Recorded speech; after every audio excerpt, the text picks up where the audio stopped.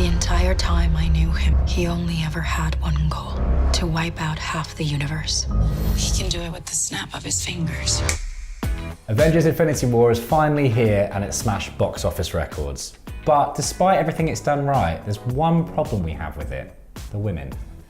Well, yes, and in particular, that girl fight. Now, what happens is Scarlet Witch is battling Proxima Midnight, who is Thanos' henchwoman. And then you get Black Widow stepping in, and she comes in like, hey, this is my sister, you know, I've got your back, which is nice. But Okoye joins the fight as well.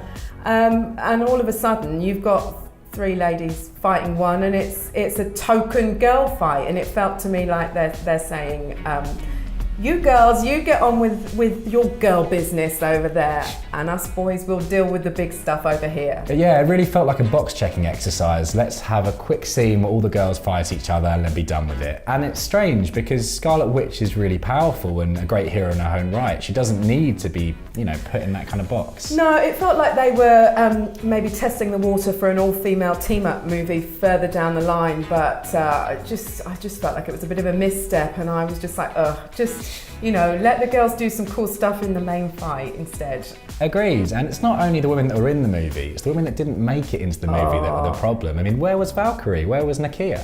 Yeah, on Valkyrie, and that's the thing, there was no explanation for either of their whereabouts. I think Joe Russo, the director, has since gone on record to say that Valkyrie had escaped before all the events kick off with Thanos. But you feel like they could have explained that, especially as they explained Hawkeye's absence and Ant-Man's absence. So. Exactly, yes, and you know, Nakia was most likely off in Oakland at the outreach centre that T'Challa set her up with. But yeah, we don't know. We're just speculating here, and it felt like, you know, they're not worthy of an explanation. But you know, maybe they can pull it back in the next film, perhaps. Let's hope so, yeah. But despite our issues with that fight scene and the missing women, we've got to say, in terms of the most valuable players, the MVPs here, it's got to be Scarlet Witch. Oh yeah, no, absolutely. Look, it's not all doom and gloom. There was some awesome stuff from the women in there.